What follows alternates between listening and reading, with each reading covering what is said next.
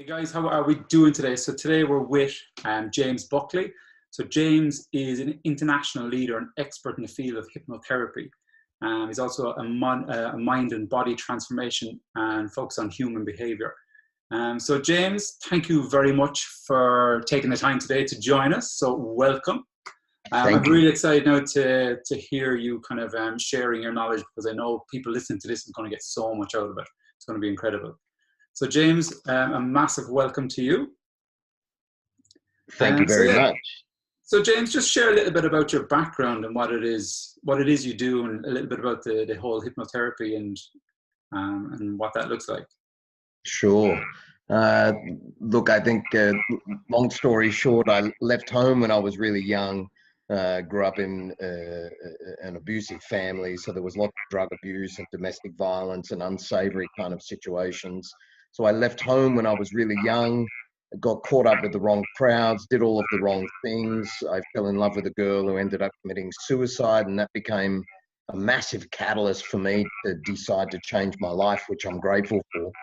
And that shifted me into martial arts, shifted me into learning how to resolve the things that were happening in my mind and what was happening inside of my emotional state. And that led me down the path of many things, but most of all was hypnotherapy, which is what I've stuck with for the last 18 years.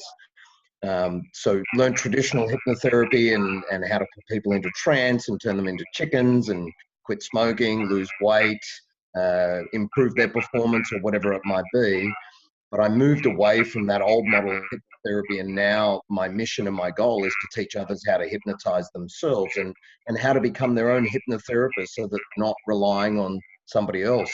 I would have people that would come to me and they would lose weight or they would quit smoking for a few years, and then they would come back and say, oh, it didn't work, and you have to do this thing again. And although it made me feel good that I was in control and I could do that stuff, it didn't make me feel good that I wasn't passing that knowledge on to others.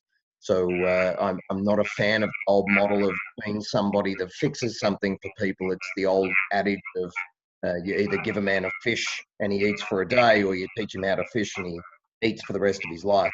So it's kind of down that path now. And obviously there's lots of information out there about neuroscience and neuroendocrinology and neuroimmunology and all of these types of things, which we also use in our hypnotherapy practice as well, which is very exciting times for us at the moment. Awesome. Cool.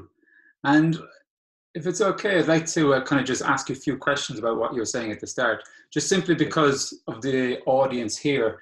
We're going to have a lot of young people, teenagers watching this, and in the teenage years, like I know I went through a lot of different things, depression, anxiety, being suicidal and stuff like that.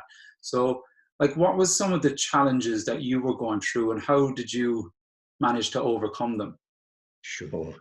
Look, I think a lack of certainty and security in myself was kind of the biggest problem, and that was related to depression, anxiety, no doubt some post-traumatic stress disorder was in there as well. Not knowing kind of who were your friends and who weren't your friends and all of these kinds of things. But definitely experienced the depression and the anxiety and the post-traumatic stress disorder. The starting point for me was I wanted to learn how to fight. And I thought in my mind that if I could fight and if I could protect myself, then that would fix all of my problems. And so I invested in training in Hapkido martial arts, 5 hours a day, 5 days a week. And I did that for 3 years. I became very proficient at that. I became the captain of the international demonstration team, and I was teaching there and doing all of these things. But I realized that still there was some things that weren't quite right. I hadn't resolved the psychological stuff. I hadn't resolved the emotional stuff or the things from my past. And so that really sent me down that path of wanting to understand how the brain works and how the body works to be able to resolve those things. So definitely exercise, mental and physical discipline within the martial arts was a big part of that. But it was kind of only just the first step of that as well. Resolving those things that were inside of me from that trauma that I had experienced. It's really about self-discovery and self-knowledge and understanding oneself and once you understand the beast that's going on inside of your mind and your emotional, then you can start to direct it in the ways that you want to. Yeah, does that answer your question? Yeah, no, it's very good, because I'm just really kind of trying to relate it to people that may be actually going through the similar kind of things. Sure. Like, what kind of steps do you think they could take right now? Is it getting out, Sure. starting exercise? Is it I learning? think there is unequivocal evidence that exercise is by far better for depression even than antidepressants that are out there. The science that's coming out now is telling us that exercise is the top solution for depression. Not that I'm suggesting that people should go off their medication. You should always consult your physician first, but the evidence is absolutely pointing to the fact that exercise is no doubt, if not going to cure your depression, it's going to support you much more than what your antidepressants are. So exercise is absolutely the foundation. For me, I believe that meditation, and the meaning of meditation is to know yourself, is absolutely the pinnacle of resolving emotional and psychological dysfunction. So I encourage everybody to explore meditation in all of its breadths and all of its different modalities that are out there. I think everybody should be meditating. It doesn't matter where you start or how you start, but absolutely starting with some meditation is going to help to resolve some of those things. We teach specific meditation, so we teach ancient breath techniques to help people to be able to go really deep and to have an experience of being in control of their brain, and that facilitates them to feel more in control of everything else in their life. But there's lots of meditation out there, and we encourage everybody to explore as much as you can, because there's different strokes for different folks and different things that will work for different people. But any meditation is going to be beneficial for whatever it is, whether it's depression, anxiety, post-traumatic stress disorder. Obviously, I suggest that those people seek out professionals and professional support as well. But exercise and meditation is by far going to do much more for you than any antidepressants ever could. Yeah. Okay, excellent. So anybody really going through those tough times, or really kind of struggling at the moment, to really look into, first of all, exercise and meditation, and try them, and try to learn about them and implement them into their lives, and see what kind of an impact it'll have for them. Absolutely. And I think small steps. I think most people avoid doing those things because they think that they have to sit for 4 hours and watch their mind, or people think that they have to go and run a marathon or go and do some kind of big Tough Mudder event or something like that. But it doesn't have to be that way. As you know, it can be an easy small step. Just start stretching every morning or walking around the block, and increasing those things, and start with 3 minutes of meditation or 2 minutes of meditation, and just build on that foundation. So there's not too much pressure that's going on inside. It's an easy first step for people to be taking. Yeah, awesome. And what are some of the benefits of meditation? Why? The benefits of meditation. For me, I think the biggest benefit that someone gets out of meditation is that they realize that they're not a victim to their thoughts, that they're not a victim to their body, and that they're not a victim to their life or their environment, and that through meditation you can learn to influence yourself and others and your life, take back control of it rather than being a victim. When we look at the science of meditation, we know that it reduces inflammation in the body. We know that it turns on and off certain genes. We know that meditation can turn off the sympathetic nervous system and sympathetic dominance, which is a stressed nervous system, which is only meant to be activated when we're running away from a lion or trying to run away from a snake. But most people are running away from a lion for 30, 40, 50 years of their life. And that creates a lot of dis-ease in the body and a lot of dysfunction in the mind. So learning to be able to take back control of that and go into a parasympathetic nervous system, which is a relaxed nervous system, is extremely beneficial for the body and extremely beneficial for the brain as well, because it kind of resets everything and puts everything back where it should be and allows you to experience that calmness and that sense of peace that everybody's looking for, I guess. Awesome. Cool. So yeah, there's obviously a lot to gain so by starting off this meditation journey, but as you said, you just start off 1-2 minutes. They don't have to sit there for hours and absolutely they're going to have to do that. Just like the same as starting off on the fitness journey. It's really about just getting yourself moving. It's not trying to take those small steps and build on it then from there. Awesome. So what kind of advice, say, would you give for teenagers going through school at the moment? Because, it can be stressful with exams and all these different things with their emotions and moving into adulthood and all these things. So it can be tough. Sure. I think we're in a really interesting time in history at the moment, where we see kind of the old capitalist industrial revolution system is kind of dying away, and we're coming into the information age. But we're still teaching people in schools the way that we were back in the 1700s, and so there's an interesting transition that's happening at the moment. However, I think recognizing that school and recognizing that that doing all of your exams and all of those kinds of things is not all of your life. It's a tiny fragment of your life, and there's so much more to come. There's so much more out there to explore.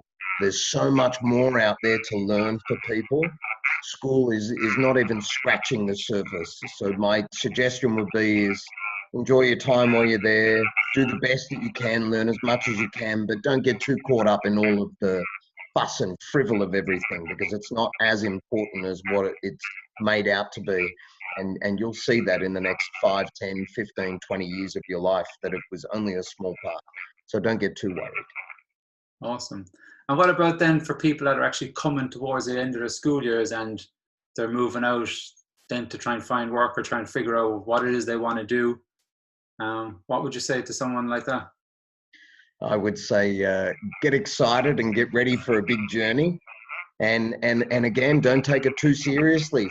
Find your feet through failure. Everybody's so scared to make a mistake or make a failure or slip up or not do the right thing. But we know that all of the most successful people of the planet are successful because they've failed more than anybody else. So the quicker you can fail and the quicker you can move through those obstacles, the quicker you'll learn, the quicker you'll become more valuable to any business, company, or partnership that you go into.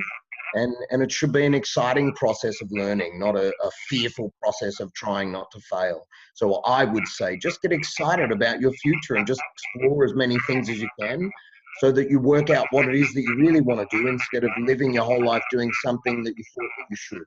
Just get out there and enjoy things. That would be my suggestion. Yeah, awesome. Yeah, no, you get a lot of people where they kind of jump in and they focus, they'll do something in college or whatever, but halfway through it, they end up just dropping out and realizing it's not their passion. Absolutely. So, and that's okay. If that happens, that's good. It's better than trying to live something out for 30 years that you don't really like because you thought you should. If you don't like it, move on to the next thing. That's fine as well. Find what your real passion is before you actually commit to something. Yeah, and I think that's very valuable. That really focus on asking yourself what is it that fires you up? What is it that that you are really passionate about? Yes. And then just follow that journey then on building. And just for a reference, I worked in landscaping. I worked as a chef. I worked as a barman. I worked. What else did I do? I picked grapes. I made wine. I've done so many things. I could probably go on for another 5 or 10. And so it doesn't matter. You can just do all of those things, and all of those things will teach you stuff anyway. Yeah. No, awesome. And is there any books or videos or people you'd kind of recommend for, say, teenagers to follow and check out? one that's very close to my heart and that I believe is the father of all modern psychology and self-help is Psycho-Cybernetics. It was one of the first books that I read when I was a teenager, and I now give that book to my clients when they first come and meet with me. It was written back in the 50s and written by Maxwell Maltz, who was a plastic surgeon at the time. And he had these realizations that there was some people that he was doing plastic surgery on, but they didn't see the physical changes because of their psychological condition. And so he started to research, well, what was it that wasn't allowing those people to see those changes and what was happening inside of them? And his book is written about the psychology behind change. And I believe that all of the experts that are out there now still speaking the same truth that Maxwell Maltz was speaking over 60, 70 years ago now. So I think Psycho-Cybernetics is absolutely a must read. And we were just talking about Joe Dispenza. I would suggest everybody to read You Are the Placebo, which essentially is saying that the science is saying inside of that book that we can create the placebo effect inside of our own minds and bodies, and we can heal ourselves through creating the placebo effect with ourselves. We don't have to wait for somebody to give us a pill to have a placebo effect. We can actually make that happen for ourselves. So my top two books would be Psycho-Cybernetics by Maxwell Maltz, and number two would be You Are the Placebo by Dr. Joe Dispenza. Cool. I'll put a link as well to those books, or Yes. if there's audio there or something like that. I'll suss it out anyway. I'll put the link underneath this video so people can check it out anyway. Awesome. That would be great. So, and what I was going to ask as well is there any kind of tips or tools that you think you could share, or is there any place that people can go to kind of help them work on themselves a little bit more and kind of track what they're doing? Sure. There's lots, but cold exposure, as you know, is something that we use in our gyms and with our corporates as well. Cold exposure is so profound because it's a direct experience of learning how to take back control of your primitive brain. So we have three brains. That's how we've evolved. And if you don't believe in evolution, if you cut open the brain, we can see there's three brains. The first part of the brain is the reptilian brain, or the primitive brain.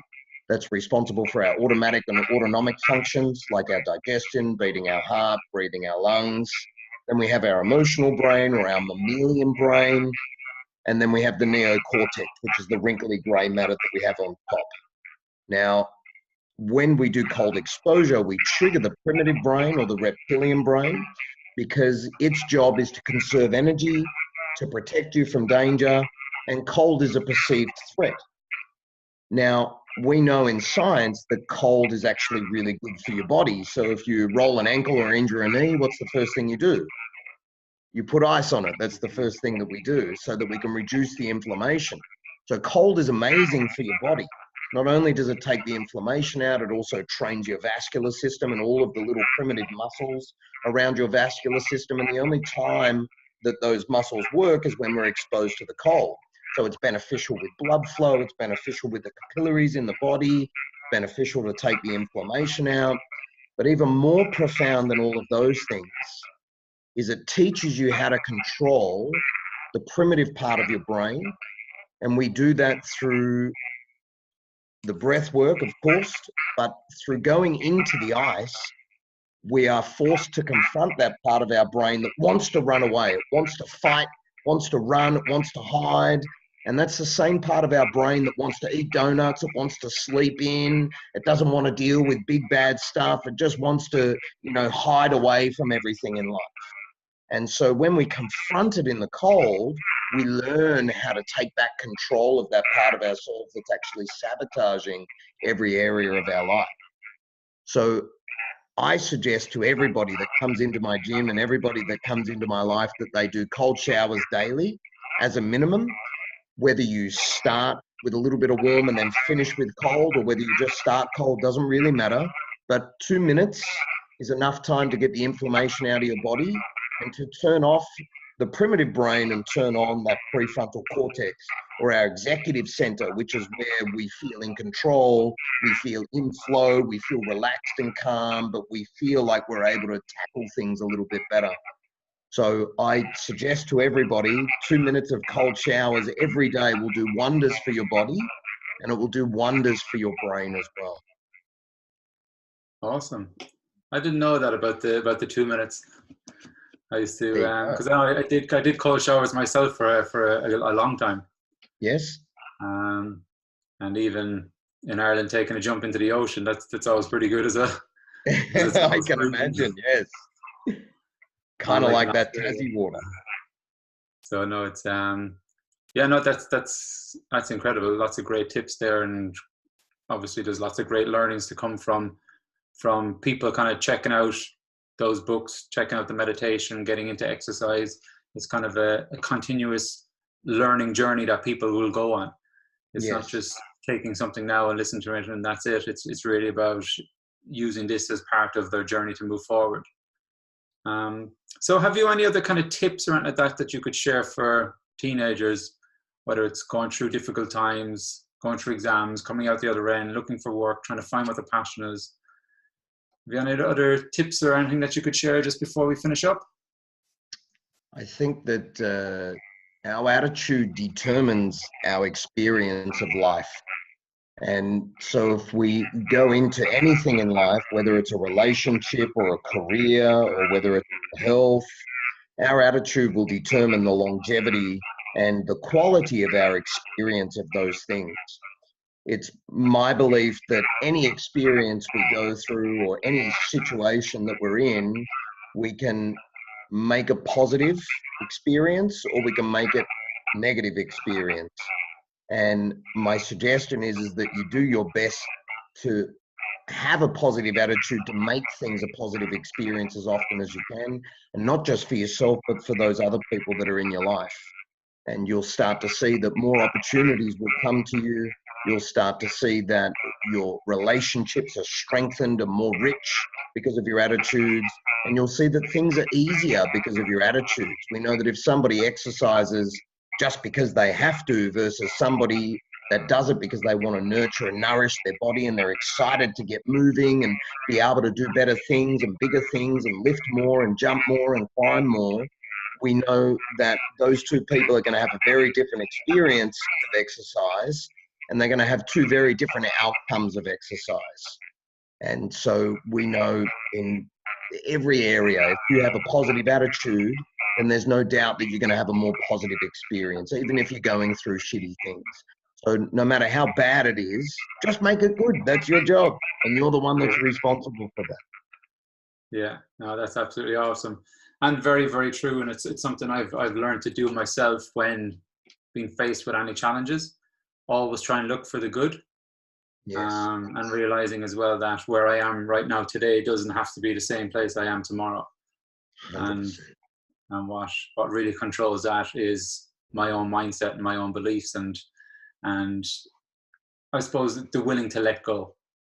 Yes. Willing to always let go, no matter what you ever go through. If it's something that's completely tearing you down, I'm sure there's a learning in there somewhere that you can take a positive from it, and then just try and move forward and set that down. So, well, James, thank you so much for your time today. I really appreciate it. For all the great knowledge you have to share. Now, I hope people will actually follow through with some of the stuff that you were saying, look into their exercise and meditation, and their own health and wellness. Because I know myself that they will gain so much from it, as I have done myself, and I know you have done as well. So, James, thank you so much indeed. It's a pleasure. Privileged to serve, and hopefully we'll see you again soon.